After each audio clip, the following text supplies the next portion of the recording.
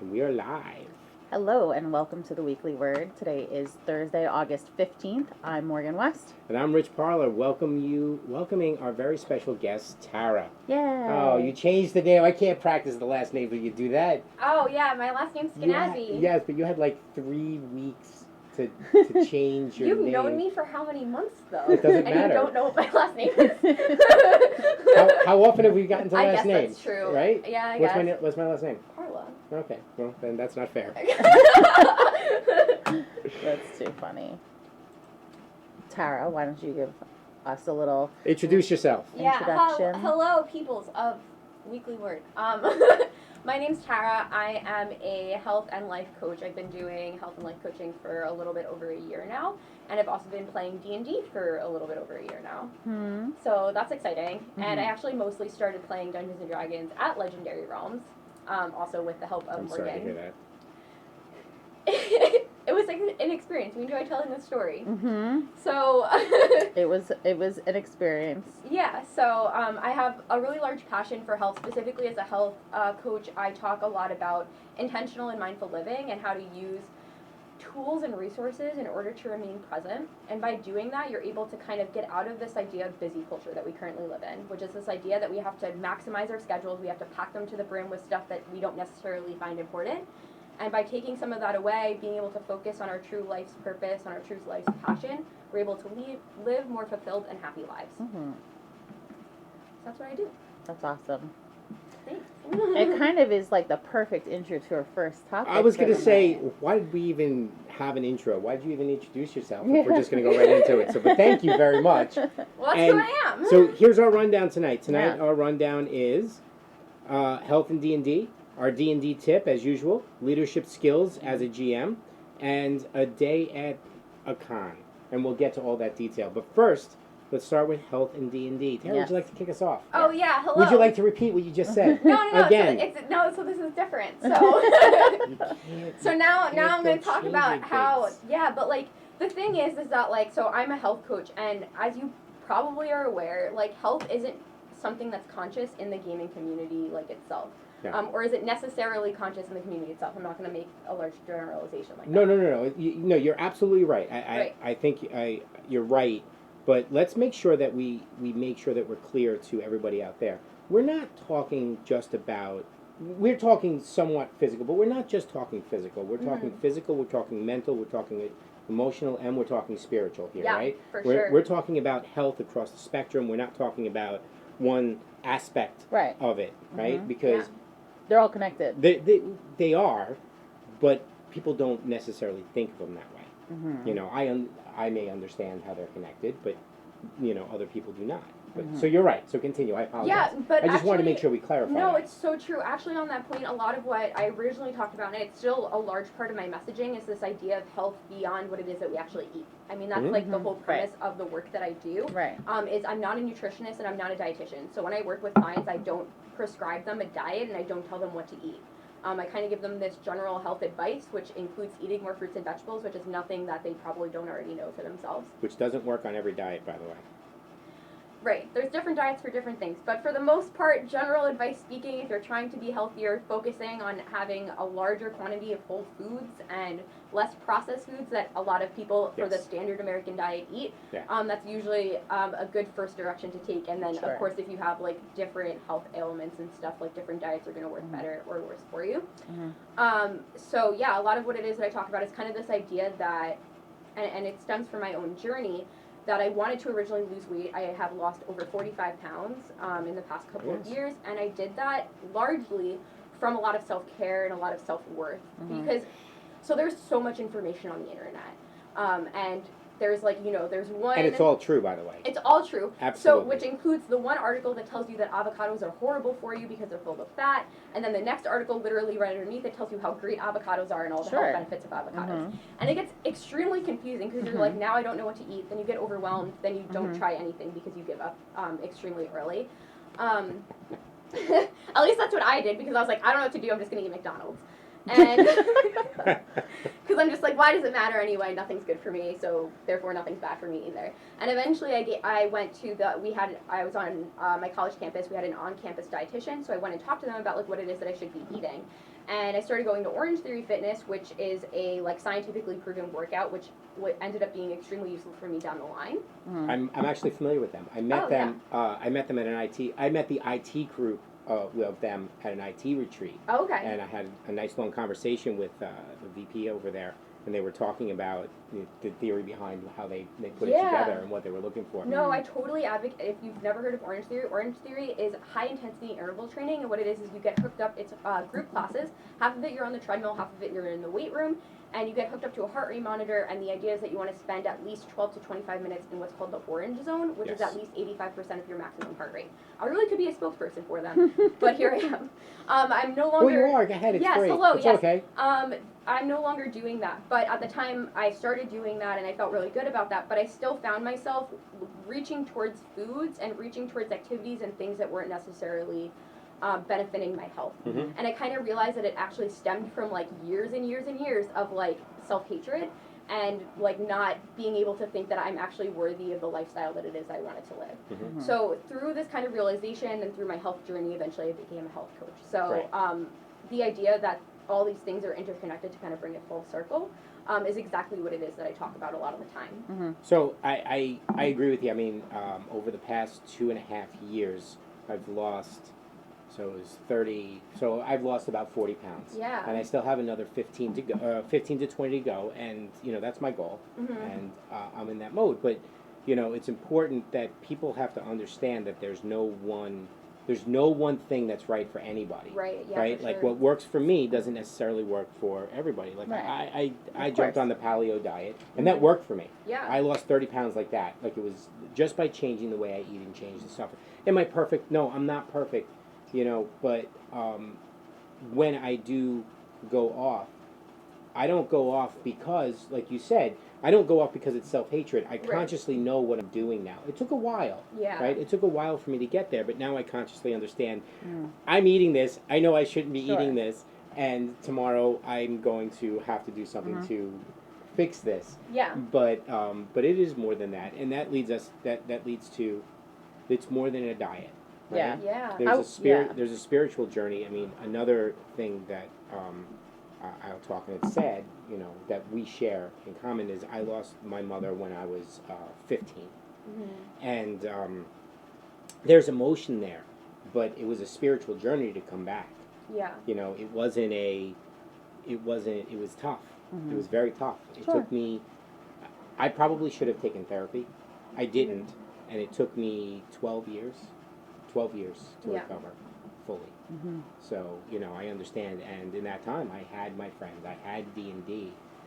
As, we'll talk about, I had games, and that's what brought me back. It was a social, Never did I get so far down that I couldn't recover. Sure. Well, that's good. So. But I'm curious to hear your take on health in relation to D&D and health in relation to gaming. Yeah, so I kind of want to transition from exactly what you're saying. And that's, so in general, the great thing about Dungeons & Dragons is that it's a very creative game. Mm-hmm. And it kind of helped me connect specifically, like, in a way with kind of one of my versions of my past self that I haven't been able to see in a while. When I was in high school, I was really involved in theater. And that was something that, like, once high school ended, I wasn't involved with. I never really tried getting involved with it on the college level because it was just something I enjoyed doing. Yes. And I didn't know anything about Dungeons & Dragons before I started Dungeons & Dragons. Like, I found out that we were playing, so for those of you who don't know, I started playing Dungeons & Dragons because I got into an all-girl campaign, which Morgan DM'd. And it was basically like, hey, Tara, you want to play this game with us? And I was like, yeah, sure, whatever, never heard of it.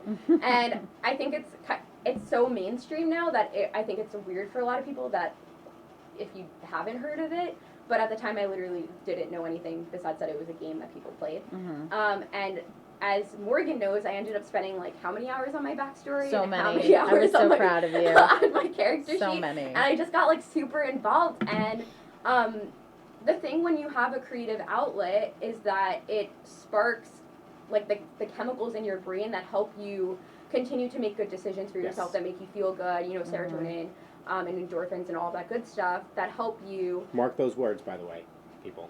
Yeah, that make you feel good. Very important. And yeah, exactly. And I know we could probably have a whole conversation No. on another point of that. But in general, Dungeons and Dragons can be a very fun game and can help you release a lot of stress and kind of gives you an opportunity because you, especially when you're playing at a tabletop with people, like usually for the most part you're so engaged with the game that you don't necessarily have your phone out, so it's really an opportunity, especially in this day and age, to kind of remain more present. And that's not to say I'm not guilty of not being on my phone during a game. Nobody at me.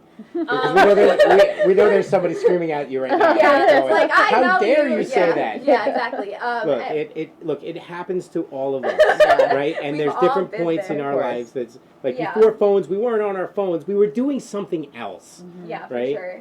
But no, you're right, and I think for too long there's been a preconceived notion of people who play D&D or the people that live in the basement. Sure, I played D&D in a basement for I just many embrace that at this years. point. You know, I just get into a blanket burrito. And there's then nothing wrong with that, by the way. There Blanket isn't. burritos are awesome. Yes, exactly. I live in that state of being. Honestly. You know, for many years, we called my daughter a little burrito because you'd wrap her up in the, and Yeah. you know, we like to feel that way, even as adults. Yeah. Swaddling is a big deal. But I think more recently,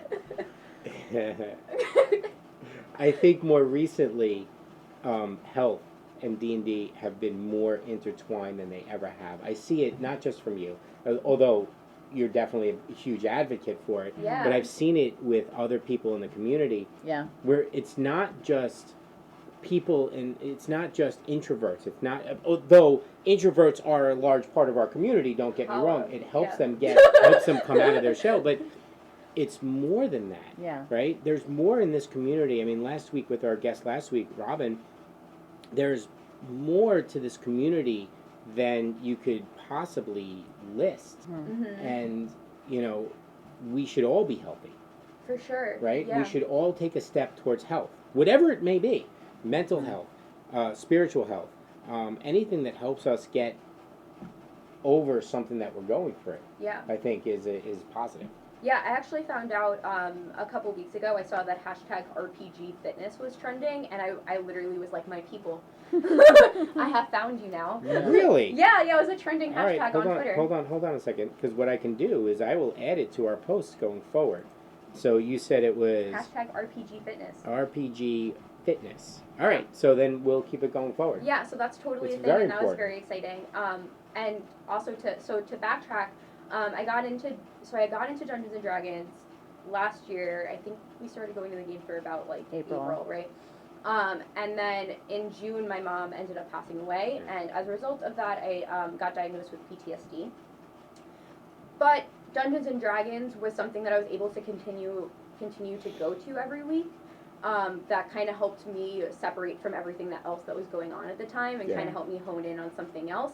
And also, like, the community that I gained, and that's, like, a large part, I think, of the health aspect of D&D that's not talked about so much, is that gaining a community of like-minded individuals, well, not even like-minded, people that come from all sorts of backgrounds and different things that you may not have necessarily been able to connect with in another forum, you're able to meet through this game. Mm-hmm. And I think most of my friends at this point, I have either met through Dungeons and Dragons or I played Dungeons and Dragons with at this point. So it's a large aspect of like my identity at this point, and also how it is that I'm able to form friendships in like this day and age where like a lot of people are on their phones and it's hard to necessarily meet people, especially You like me right now? It is also really hard though to reach out and create that sense of vulnerability that you experience when you're trying to become friends with someone. Yeah. And D&D has this amazing way of kind of breaking down that vulnerability, of giving you sort of like a crutch to hold on to in making that leap. Yes. Like the fact that you're able to create this persona that isn't yourself allows you to kind of like forget about your own personal anxieties and just get into it with someone, and it's a really good way of becoming intimate with someone really quickly. Like it is. Yeah. There's also a lot to be said It about the psychology of like when you're arguing with you. Your eyes are a little bulgy. when you're creating characters and like how you notoriously put a part of yourself in that Yeah, character, right? of course. Especially like when we're playing our weekly games, like that character is literally you basically Yeah. at some point. Even though like their personality isn't the same, like they are you, Right. like you are a part You of them. are them. You Yeah. are invested in Yeah. them and their success, Yeah. Of course. and their story and what happens to them. Yeah. Yeah. And I think you're also able to kind of work through things as a result of that. Like, I know, like, I had a character that kind of had to, like, face her past demons. Yeah. Literally. And, literally. at that DM. But, yeah, so, and that's something to be said about all of us, right? That at some point you're kind of overcoming something that happened to you in your past and overcoming this fear of having to face that again when it comes up to you, like, what it is that you do. And using D&D kind of as a way to figure out how you would handle different real life situations, because that was actually something that I had thought about a lot when I first started playing the game, was this idea of like, I have, not only do I not know what I would do in this situation, but now I have to think about what this other person would do that's not actually me. Mm-hmm. And yeah. So we like to be point counterpoint on this show. So counterpoint, in D&D, I kill giant large spiders on sight. However, in real life, I don't touch spiders because they're creepy. All right? Unless they get close to me. If they stay out of my way, fine. But if they don't, they're creepy. All right? You're so anti-spiders, even in D&D though. You don't want you to kill Nepeta if she turned into a giant spider. That's I'm like, right. Well, there I did. goes my plan. Right. Well, actually, I have a scar on my forehead from a spider bite What? I received when I was sleeping. Oh, my, I have that's 2 horrible. scars of like these on my Yeah, leg but are nobody from knows spiders. what those. Oh, they are from spiders. Yeah, they are Okay. from spiders. Wow. Yeah. Nobody knows. I was know. gonna say you never know. you I got know a what lot they of were scars from. and bruises. Well, yeah, but that's not the point. But no, I have a scar on my forehead from a spider bite. What happened was a spider was on my forehead. I probably moved. It got scared and bit me, and it blew out to like I had 2 heads for like days. That's horrible. It was horrible. We're Okay. totally off track. Are we? Veering back Are we onto really? the road. let's So talk about health. Yes. Let's come up with our Whatever. final comments. I'm curious. Spiders so aren't healthy. Okay, No. right. So maybe spiders are healthy, just for the record. They're good Actually, for the they do. ecosystem. Yes, But especially. that's not the point here. But only if spiders eat spider crickets, But something I want to talk about is because food. those are creepy. Is food in D&D. Mm. Because like there's a culture around Nobody like likes mutton.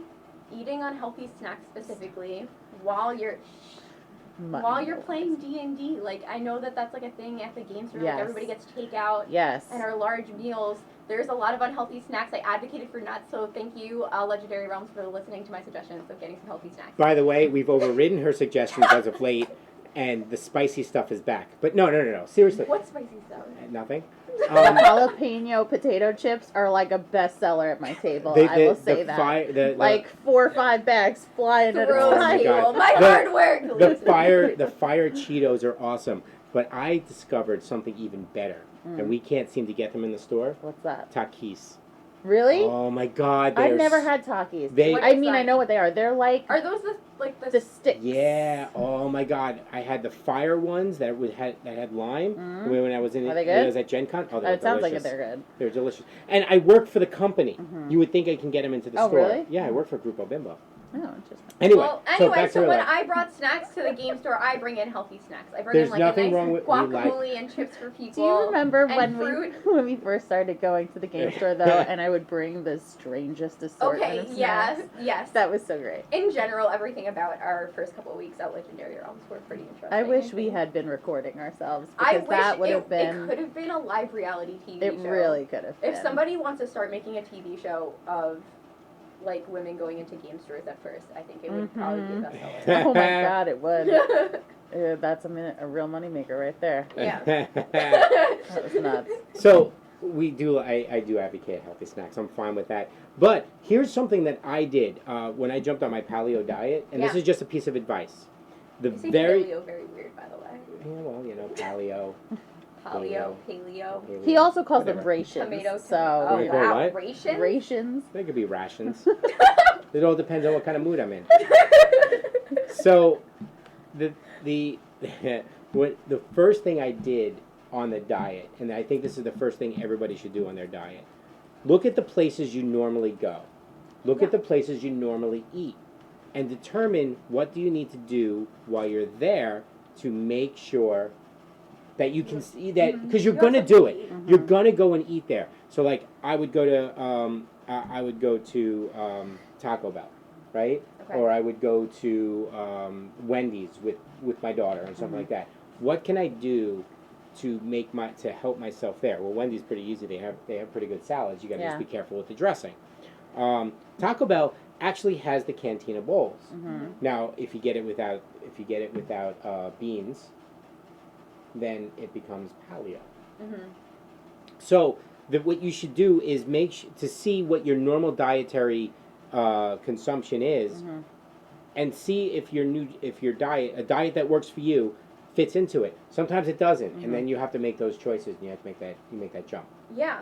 I also want to talk about when it comes to, I know you with paleo, and you've said this before, and I talk about it when I talk about my vegan lifestyle, is this idea that it's a lifestyle and not a diet. Yes, it is. It's huge, and my daughter doesn't get that yet. Yeah. So especially because we have this large like diet culture. Yes. And when you take on a diet, and you kind of take this extreme, like maybe you totally jump headfirst into something like paleo or keto is a really big one right now, or even veganism, you inevitably fall off of it because it's not sustainable for you. So so doing what you need to make that sustainable, so maybe making smaller changes, focusing on just healthier changes, and eventually realizing that it's not going to be perfect. Sometimes you're not, right? I know that you don't eat paleo 1,000% of the time. No, I don't. Right, exactly. And taking it on as like this long-term sustainable change is what inevitably makes it healthy and makes it not restrictive. Yes. It doesn't, because basically what happens is people will diet or they'll go on cleanses and they lose weight and they feel good, but then they come off of it because life happens or whatever. They fall off track. And not only do they gain the weight back, but they'll gain more weight. Yes, and that used to happen. That happened to me. But what I found is that the paleo lifestyle. Right. Here's paleo helped me get to a certain point, but then it plateaued. You should explain what paleo is in case people don't know. So the paleo diet. That word a lot. Yeah, that's all right. So the paleo diet is really, they call it the caveman diet. It's how people ate during the time of the caveman. So it's no grains, basically no grains is the biggest thing. No processed foods is also very big. No sugars, pretty much natural stuff. But that includes no beans, right? Which was surprising because they're high in protein. But because I'm not a vegan, and they say, a paleo vegan will eat beans. Right. But if you're not and you're a meat eater, don't eat beans. Don't eat legumes. It's just not that you don't need them. But so that's pretty much what the lifestyle consists of. It's mostly meat, it's vegetables, and fruit to an extent. Like, I'm not supposed to have more than 2 servings of fruit a day. Yeah. And bananas are generally bad. You stay away from bananas, but you can have them. Right. I'm not 100%. I do cheat once in a while. I'm not going to lie, but I found that sustaining this lifestyle will sustain whatever weight I'm at. Yeah. So what I do is I do intermittent fasting to lose weight. Yeah. But then when I get to my new weight, the paleo lifestyle really helps me maintain it. It's okay. That's good. I was able to make a deal with my daughter. I said, if I reach 190 pounds, I said, we'll eat pizza. Aw. And she wanted me to do something different. So I did. We reached 190 pounds, and we went out and we ate pizza. Aww. And it was delicious. And there was no guilt associated. And there was with that, no right? guilt. Good. There was zero guilt because you know what? I haven't eaten pizza since. Yeah. So is that a lie? Is that a lie? That might be a lie. Find out. The convention this past weekend I don't count. Oh. Because conventions don't count. no, holidays and conventions don't count. But you know what? So the French fries I ate at the expo No. also You don't were count, not right? working. So what? Okay, well, It now doesn't- there's a so weird, we played like- Pathfinder for 5 That was- hours. That was so good. It was good. That was a great time. All right, so let's move You on didn't to even topic you didn't number even come 2. and say hello to me. I mean, Morgan came and said hello to me. Yeah, in passing, to be fair. I don't really care. You still said hello. I She did. didn't I say saw. hello. You know who? You I saw actually. You saw I Rebecca? didn't see you. I saw You Rebecca, saw Rebecca, and I was right? like, oh. I know. Where were you? I was at the front. When you guys were leaving, I was at the front desk. You walked right by me. It's okay. He was Don't worry playing about where it. we played with Ginger and Dave that time. Yeah. Yeah. I miss them so much. So we're getting a little off topic. We're skipping ahead a little bit. So let's backtrack and talk Let's get about back on today's D&D tip. Okay, so that was a very good topic. Thank you very much, Sarah. It was great. Yay! It's really So important. there's a couple of things that we want to make sure that we maintain on the show. It's tolerance, and enlightenment. Okay. Those are the two things, and health in D&D and gaming in general is part of enlightenment.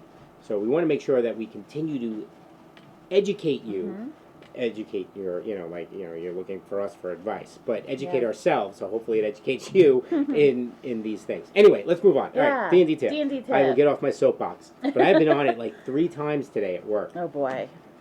Don't call. Oh, you want to read it? You want me to read it? I'll read it. You read it. You so, put it there. this comes from at Justice Armin. And the tip is don't call for a roll unless you're prepared for the players to roll poorly or extremely well.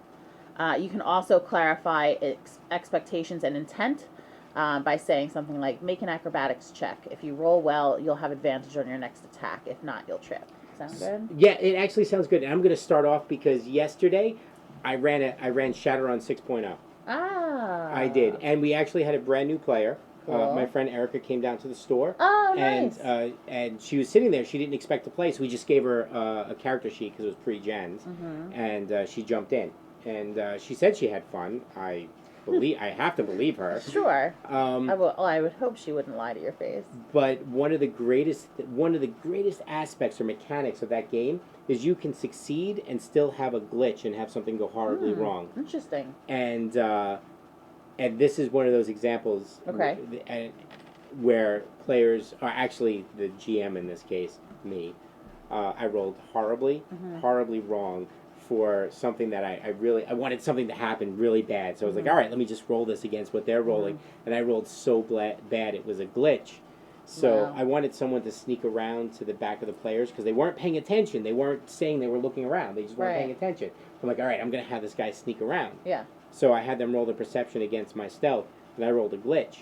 So my guy tripped over a table and made himself so anonymous. So yes, it not only goes for the players, but also as a GM, don't roll unless you are prepared to roll poor. I think that's like when I saw that tip and I was like, I need to absorb this into my being because as a player, I do most of my D&D as a player. I feel like this is my one thing that irritates me a little bit about a lot of DM styles in that I feel like it should be part of your experience considering what a character's backstory has provided them, and a lot of times a roll, specifically a poor roll on something that should be kind of obvious, really irritates me because it just doesn't mesh with my understanding of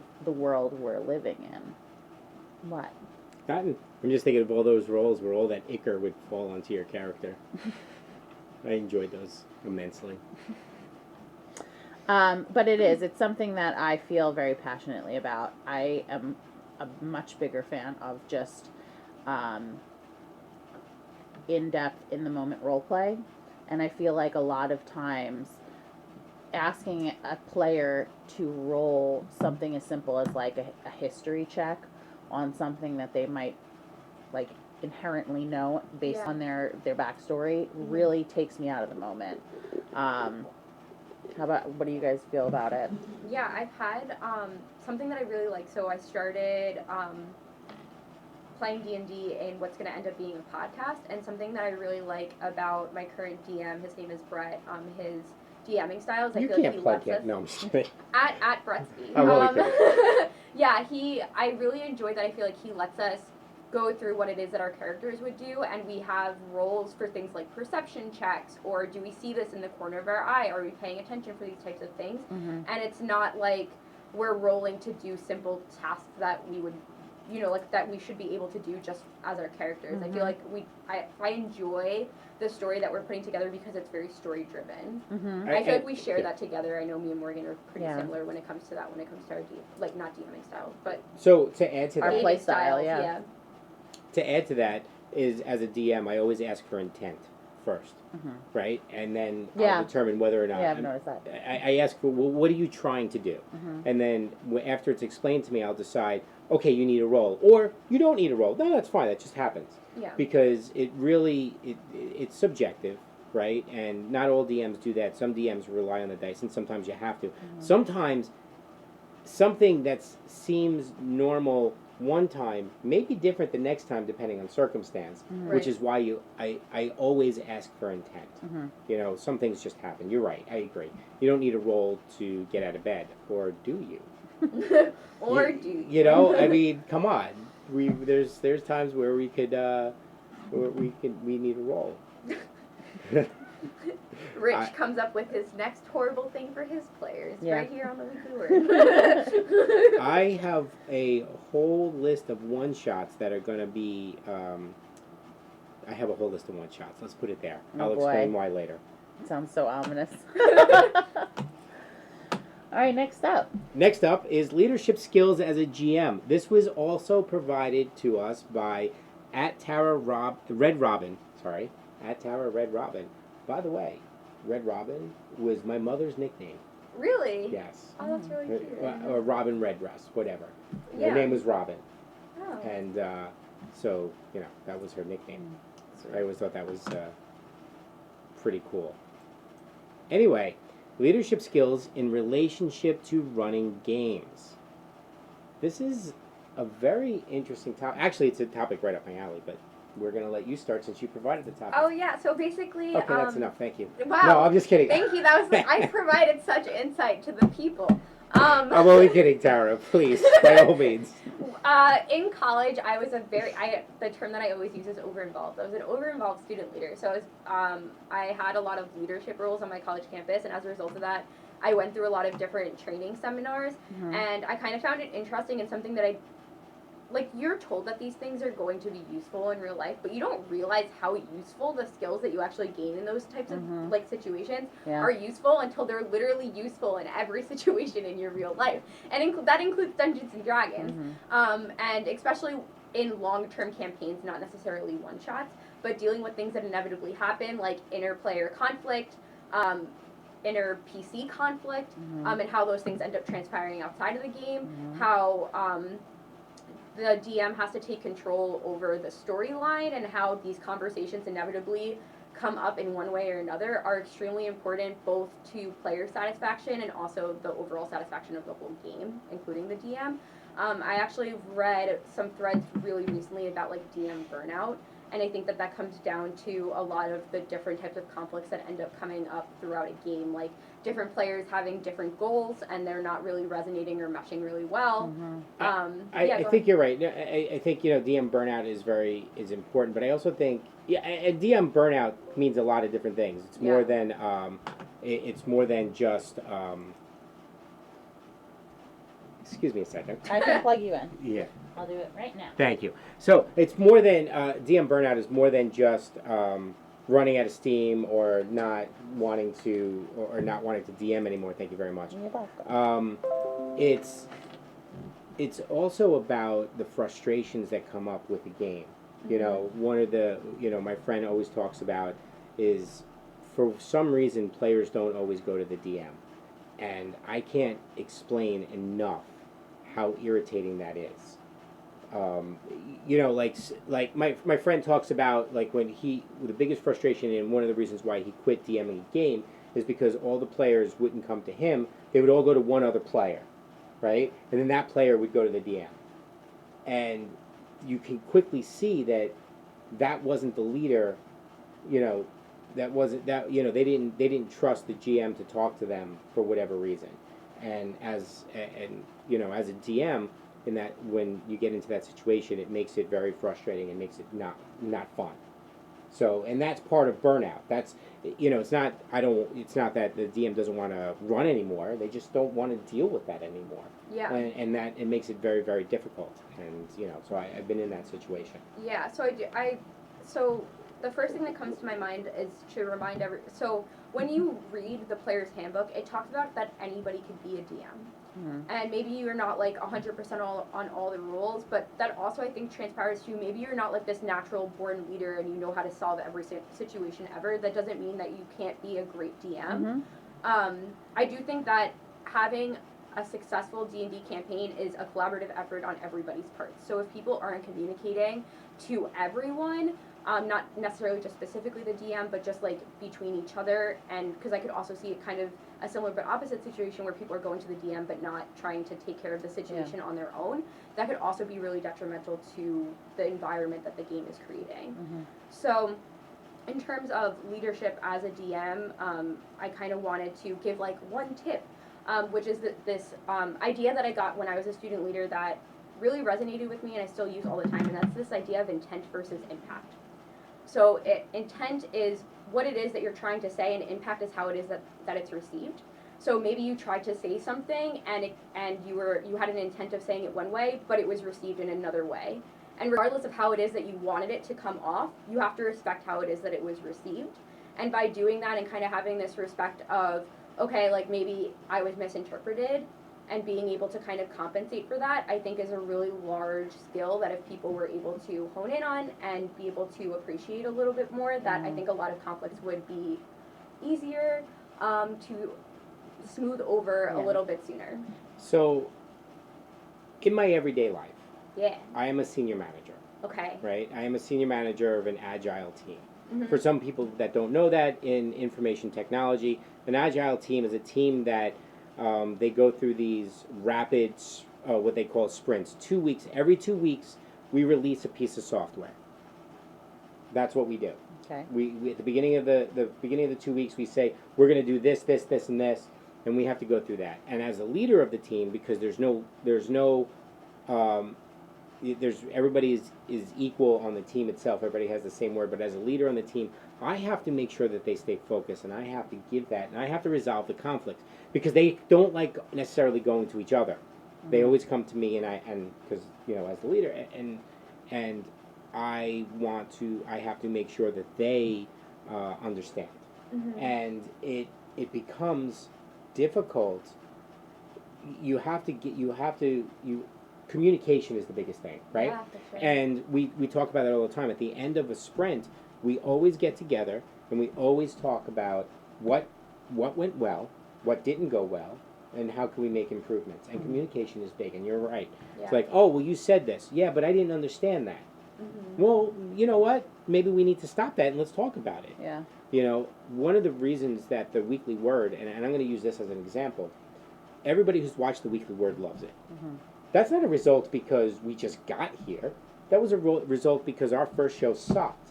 And Morgan made a suggestion, and I made a suggestion, and I had an idea, and Morgan had an idea, and Morgan said, why don't we do this, and why don't we do that? And she talked to me, right? I don't have that in every aspect of my life. But I have that at work, and I have that on the Weekly Word. Mm-hmm. And those two things are solid. And the reason why we're so good is because we communicate with each other. It's true. Have a fun time. It's true. It's very, very true. Yeah. And everybody sees that. Yeah. Right? They see. We make little improvements. Little ones. Like little tiny ones like that.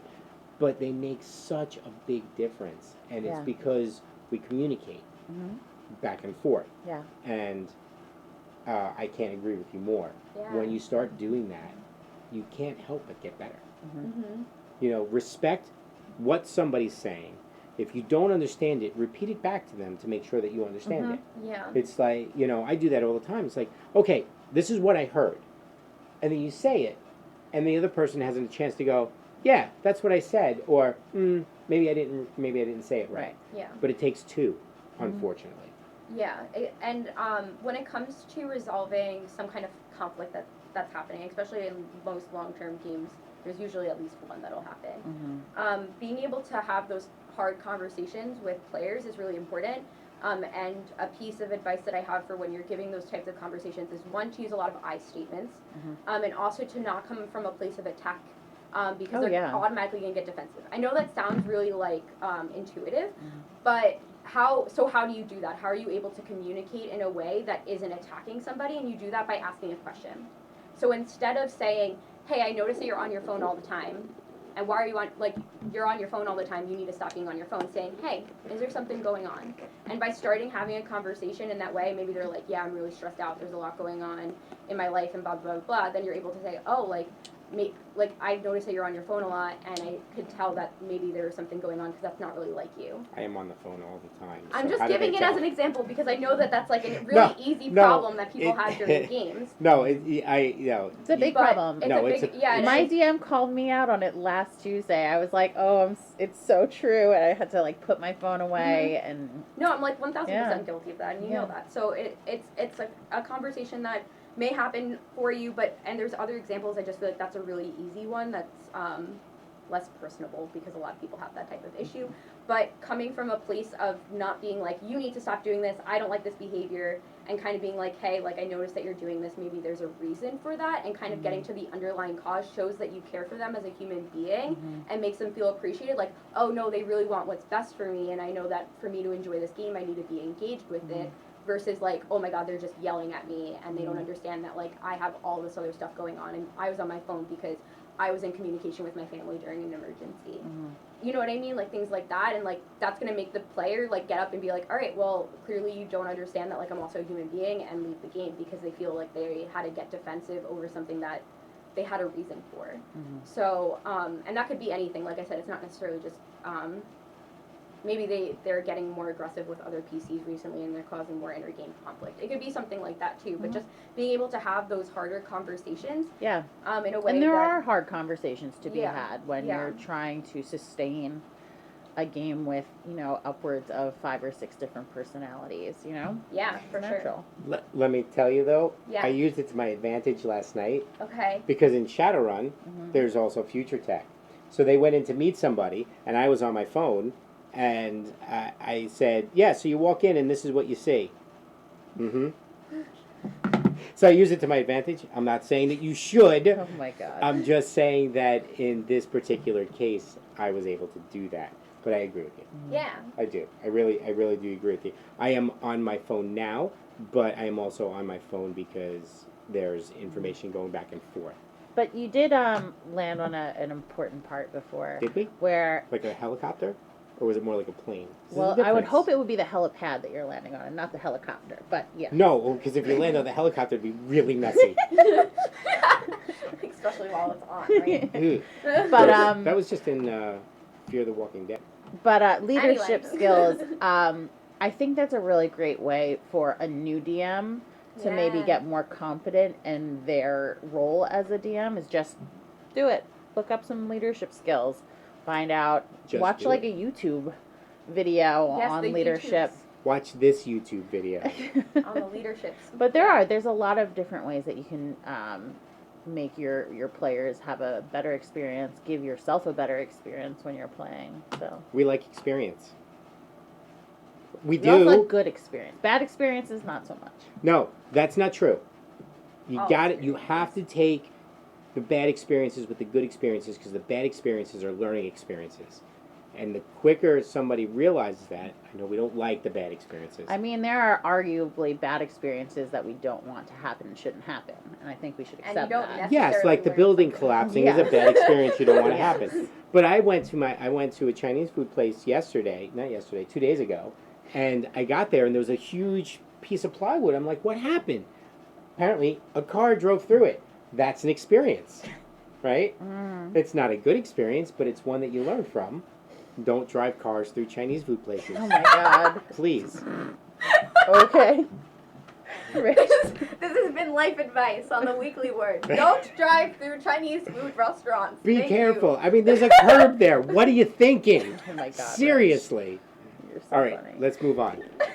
All right, brings us to our last topic. A day at a con. Yeah. A day at LI Retro and Tabletop Gaming Convention.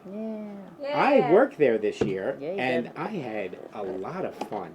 It was great. I had fun setting up. I had fun running around doing the cameras. I had fun when my daughter was there running games. She loved it, by the way. Aw. She wants to run. She's already listed 5 games she wants to run for the next for Aw. Octocon, and then again in April. How cool. And I had fun. I put on a cape for the first time in 30. No, not 30 I'm sad that I years. missed the It's experience like of you originally 25 days. Just 25 for the years. record. I used to be a lot more social into that type of stuff and getting dressed up and everything, and it was great. I even had a full costume. I still have a shirt from when I used to do it, and I don't do it anymore. But cape is first. October. I already ordered the costume. Yeah, I'm so And excited. a friend of mine, Laura, said that she will help me with any. We'll probably just use a costume for what you picked. It's too much. It's easier. Okay. But I wanted to do something else. I want to see you do like your own version of it, though. Like, Now, I don't in the know. Future. Maybe not. But what I decided I wanted to do is I wanted to bring one of the characters that I've never played a lot. But when I started playing them, I really love them. I have an assassin character that I really love that I modeled after a personality that I am. Okay. So I pulled up a few pictures and showed my friend Lauren. She said, "Oh, this will be easy." So I think I'm going to, for my first cosplay costume of something that I put together in pieces myself. All right, that's a good start. It'll be this. Yeah. I'm still getting your costume. I ordered it. Cool. It's coming. My daughter likes it. She wants me to wear it. So I hope you like get into it. I want to hear the Waluigi voice. I'm so excited. I don't know if I can get it. I'm not very big on voices, but I'll give it a shot. I want to hear it at least once. I will give it a Just shot. once. I will give it a shot. I will mean, it's an provide Italian all accent. of the alcohol if you need it. It didn't help tonight, and I had some. But anyway, back to real life. So, LI Retro Gaming Convention. You and I went together this year. Can we please talk about it? Yes. It was a good time. Yes. It was a really good time.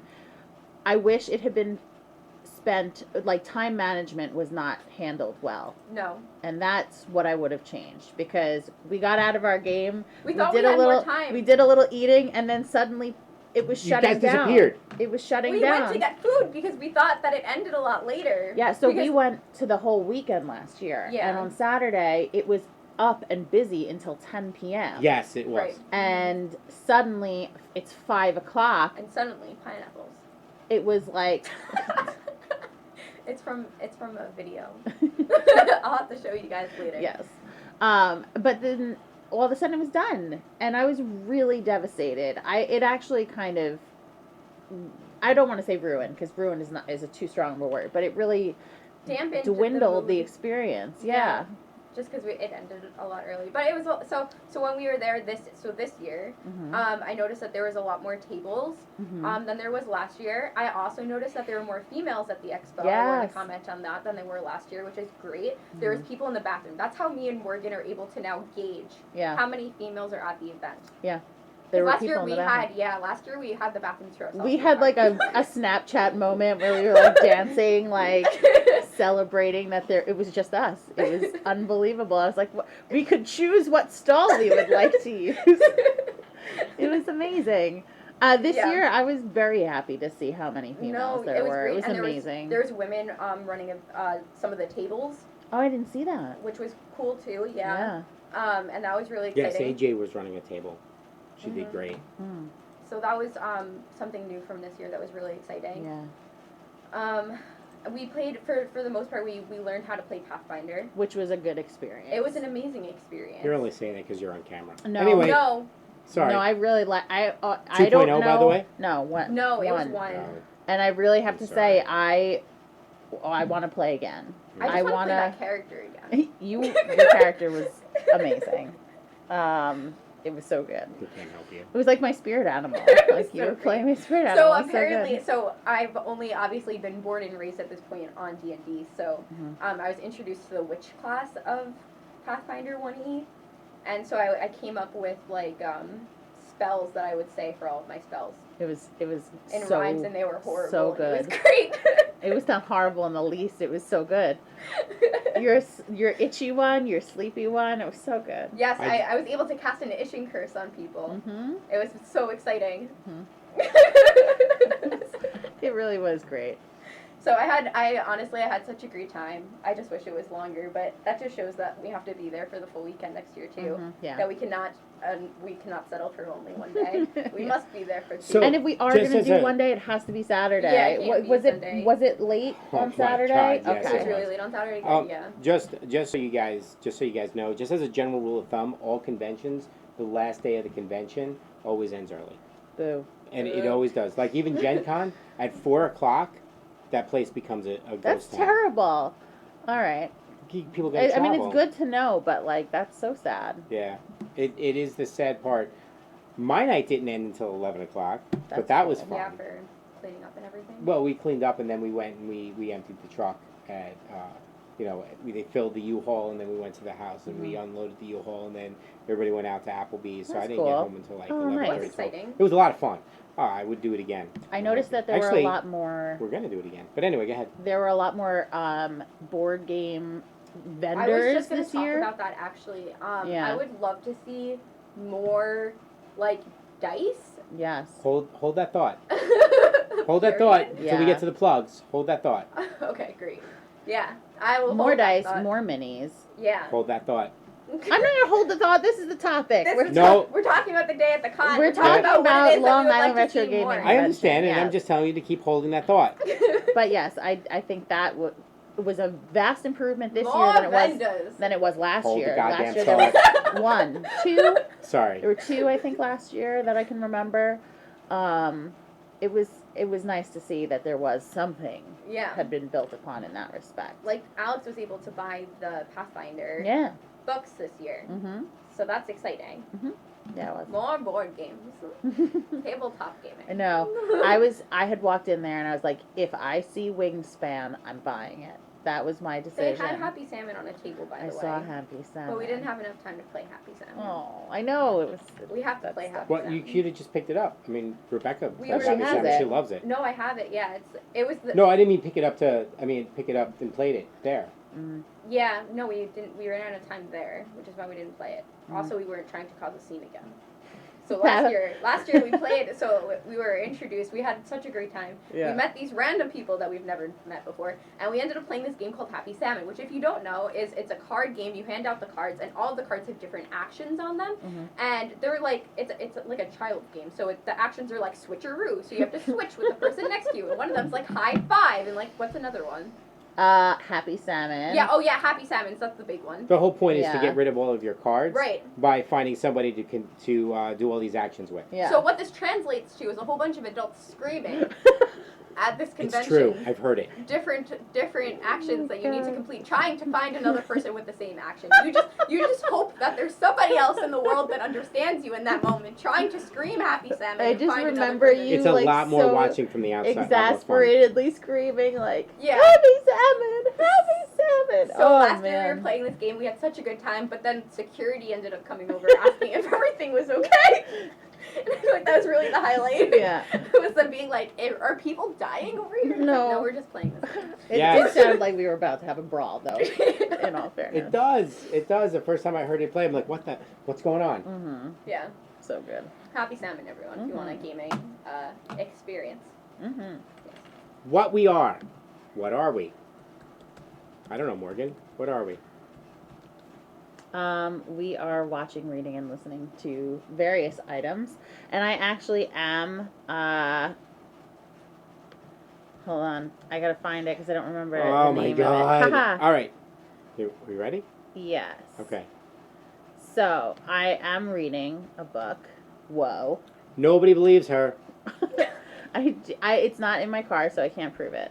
But I'm reading Your Best Game Ever, which is a book about just generally having a better experience playing RPGs, whether or not it's as a DM or as a player. I'm still in early days with the book, but it's definitely a great resource for people who are just getting into playing role-playing games. There's quite a lot of like introduction to what it is and how to get yourself comfortable in playing it. And so far I'm really enjoying it. I've definitely been able to pick up like little tips that like should be like face value, but like until you read it, you're like, oh yes, that is something I do, you know? So I would recommend it. So far, it's Your Best Game Ever by Monty Cook. Good How choice. about you? So, as far as reading is concerned, I read the Shadowrun 60 starter rules, and we enjoyed it enough that I will get the rule book to read more. I am also reading the Dresden Files. I finished White Knight, and I started Small Favor, which is book 10. Wow. Trying to get through that. I'm Trying to really finish impressed. up that series. Did you start with book 1 this year? Because you were reading a whole different series beforehand. I did. I was actually. I know you talk about how you read like all of one author at a time. So I did. I jumped off of. I jumped off of Jim Butcher for a while to go back to Brandon Sanderson for a while because I like him. But then I found. Now I'm not gonna be able to remember his name, but I'll look that up. Okay. But I jumped back onto him, and I really like the Harry Dresden series. So it gives a lot of good ideas. So I like it. So I picked that up. We have to play Dresden Files again. That was such a good time. Yes, it was. They didn't have any new expansions for it. I did ask. Jerks. I mean, not jerks. What about you, Tara? Yeah, what are you reading? I recently finished The Untethered Soul. I don't remember the name of the author, but the book is kind of about this idea that you are separate from your thoughts. So when you're having an internal dialogue, the voice that's in your head isn't actually you, and you know that because you're listening to the thoughts that you're having. So being able to separate those thoughts and kind of realizing that the thoughts that you're having are moments that are passing, that they contradict each other, that they're saying what it is that they're saying in order to try to convey different points to yourself, you're able to quiet that during meditation specifically and find who it is that you are kind of beyond those thoughts that you're having. I need that meditation. Yeah. I need it. Yeah, so it's kind of like a crazy concept to wrap your head around, and it took me a really long time to get through it because I'm definitely one of those people that when I'm trying to read books like that, I try to absorb the information, so it took a while for me to really grasp what it is that meant, because so one of the exercises is when you're having like a stream of consciousness, like imagine that that's another person talking to you, and you're gonna realize how crazy they sound because they're just constantly contradicting themselves to like make their point. And the problem is that when I was trying to do that at first, every time I would identify that I was having a stream of consciousness and remove it, then the voice got silent. And I didn't know if that meant that I was already really good at it or if I was really bad at it because I couldn't do this exercise. So self-help, everyone. It's an interesting process for all involved. But I love it. Yeah, so that's what I've read recently. Michael J. Sullivan. I love that author. He's awesome. Good. I am watching a show that I haven't decided. Actually, I have decided. I'm watching The Boys on Prime, and I've heard good things about it. I hate it. Oh, really? And I love it. Okay. But I mostly hate it. Okay. It's the most cliche, painful experience, but you can't stop watching it because it is very engaging. I've heard that it's not age appropriate for me. No. Right. No. Don't watch it. You won't like it. No, I would no. I've heard not to watch it. But yeah, it's entertaining. I'm like 8 episodes in, and they're an hour long. It takes place in a world where superheroes exist, and they are managed by this company in, I think it's New York, but in a major city, and they are careless because they are humans also like us, and they cause collateral damage. And the show is about a bunch of men who have had negative experiences with superheroes, who have potentially hurt or killed like significant others and loved ones of these men. And it's their story about how superheroes are actually terrible. So, yeah. So there's a series by Brandon Sanderson. There's a hero series where the heroes are the bad guys. And the normal people are the good guys trying to stop them. Is it called The Boys? Because it is this not show called The Boys. is based on a comic series called The Boys. No, it is. The series is the Reckoners series. Okay. By Brandon Sanderson. I think you may like it. Okay. It's actually a pretty pretty interesting take on superheroes. I feel like I'm gonna get a lot of hate from this take. This is Yeah, a you hot may. take. But anyway. But I hate it. I really hate it. I can't stop watching it, but I look at Alex with this face like way more than I need to be looking at my boyfriend with this face when I'm watching a TV show that's supposed to be for entertainment. But so how about you guys? What are you watching? I just finished watching Travelers.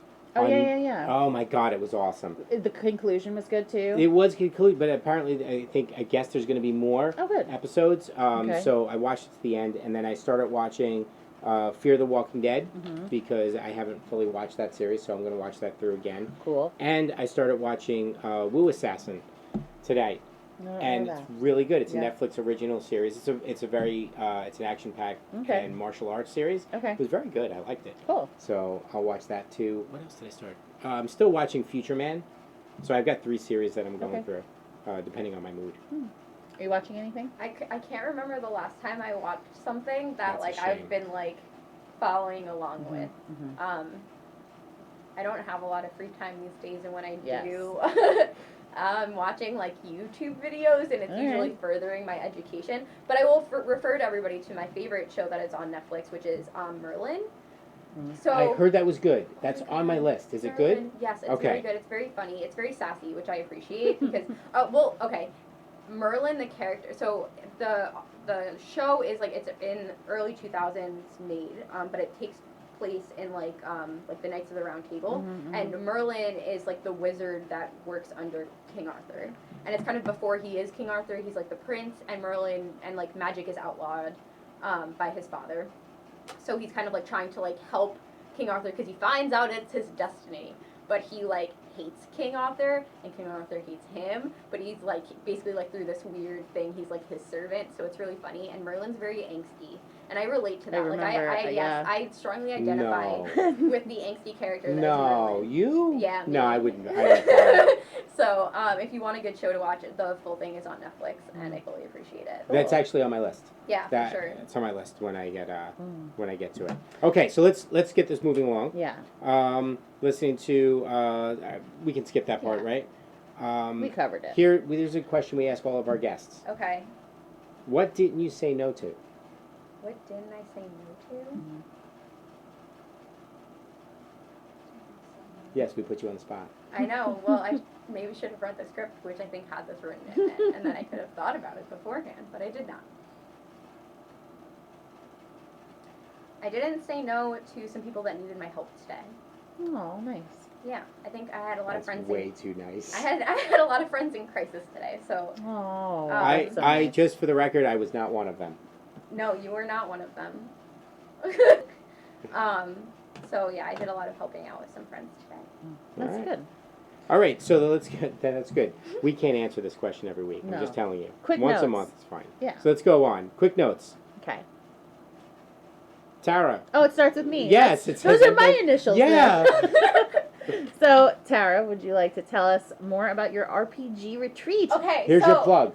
This is my plug, everyone. Yes. So talking about health coaching and Dungeons and Dragons, I literally combined the two in this really crazy extended weekend long retreat that's called the RPG retreat. Absolutely nothing like this exists or has existed before. I know because I tried to find it just for myself, and then it didn't exist, so I decided to create one. I'm coordinating with Valerie Sanfilippo, who is a good friend of mine, who's going to be running writing workshops. So if you're interested in gaining more perspective on how to build a campaign, or you built a campaign before but you want more professional advice when it comes to building it, and also gaining a sense of community with other people that are interested in building themselves that way, there's of course going to be Dungeons and Dragons played at this retreat, because why wouldn't there be at an RPG retreat? And it's going to be a great time. There's also going to be some mindfulness workshops. We're going to be in the great big outdoors at some point together, which will also be exciting. It's going to be in spring of 2020. So this upcoming spring, it's going to be from Thursday to Sunday. The location and the prices are still to be determined, but will be in the next upcoming weeks. There should be a link in the description or in the bio to pre-register, and by pre-registering, you're going to gain early bird access to pricing, so you get the cheapest price. And also, if you mention that you're from Legendary Realms, you will get an extra gift in your gift bag. Aw, that's so nice. Yeah. Cute. So this is like my life's child. It's really retreat. cool. It's and I'm such really a brilliant excited. idea. I'm really excited for it to like come to life and for us to solidify a place. Because the places that I'm looking at are really effing cool. Like I'm so excited. So like I'm waiting to like totally solidify it before I like totally announce where it is. But I'm really, really, really excited. Like I can't express enough Very how cool. amazing it's going to be for the people that are involved. So, yeah. It's really awesome. And it's open for anybody, any ages. I think you have to be above the age of 16. All genders are inclusive. There'll obviously be different like dietary preferences and stuff like that once you actually register for the retreat. So have no worries about any of that stuff.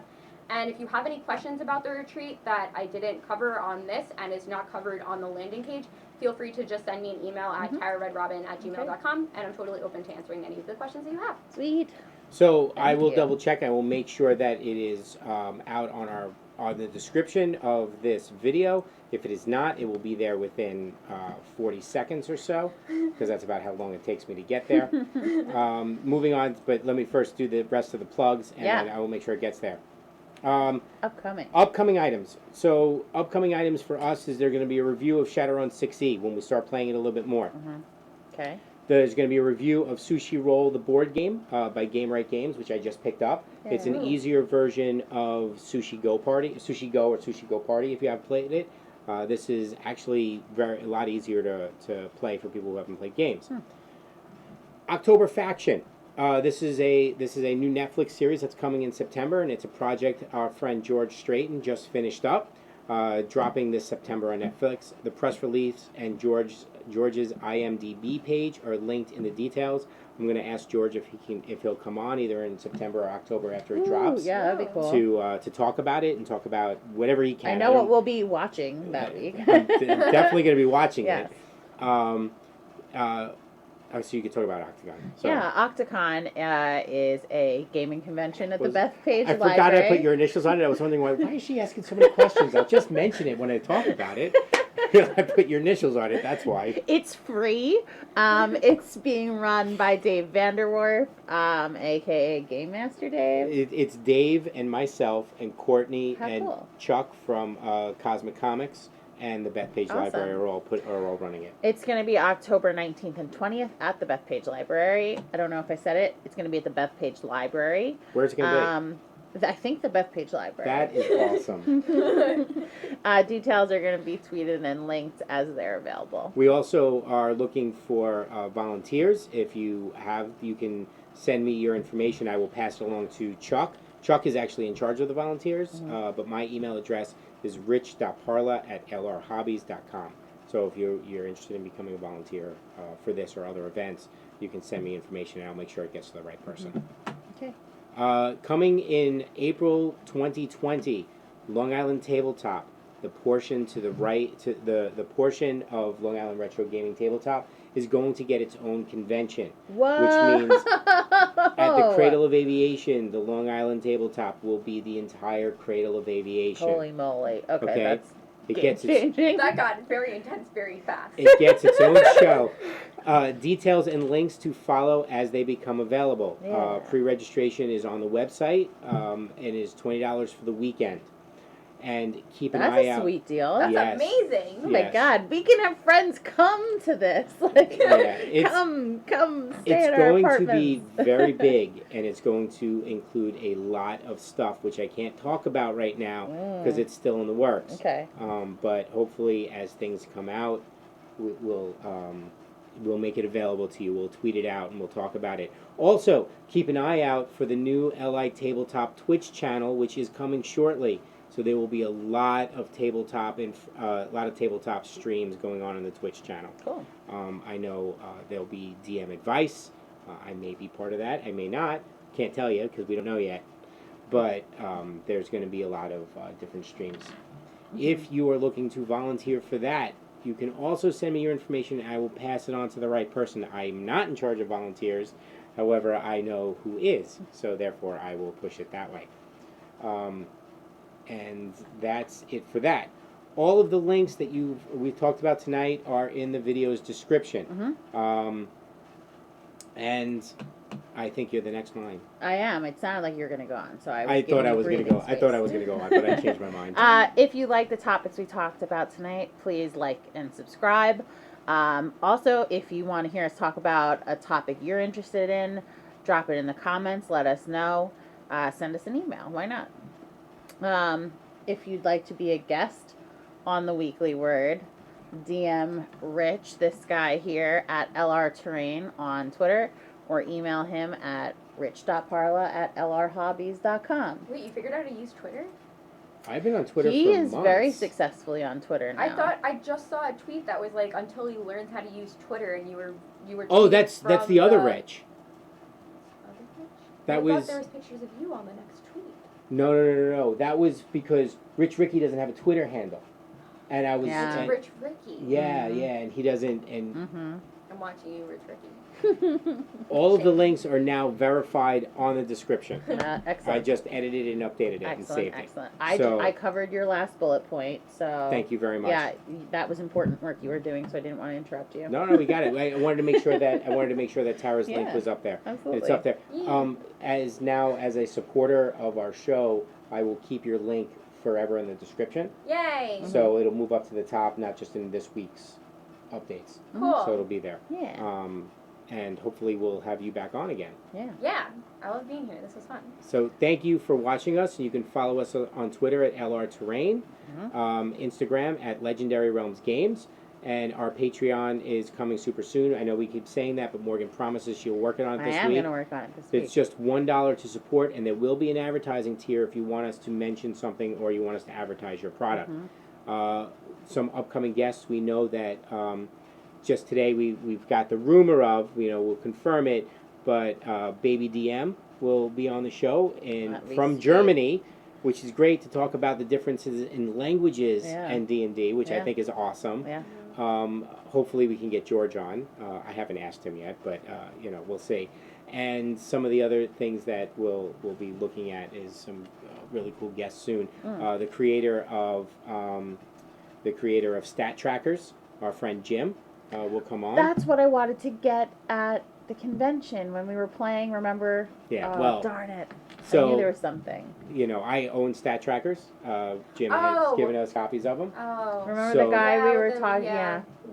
So we're gonna have him on, and he'll talk. Want to talk about his product, and we're not just talk about D&D because he's been really deep into it. So it's a Cool. lot of fun. All right. So I'm done. Okay. I'm done. I am Rich Parla. I'm Morgan West. I'm Tara Schinasi. Thank you for joining us. Take care. And this has been the Weekly Word. Until next week. Bye. I'm going to do this the right way. I'm going to put on the closing scene first.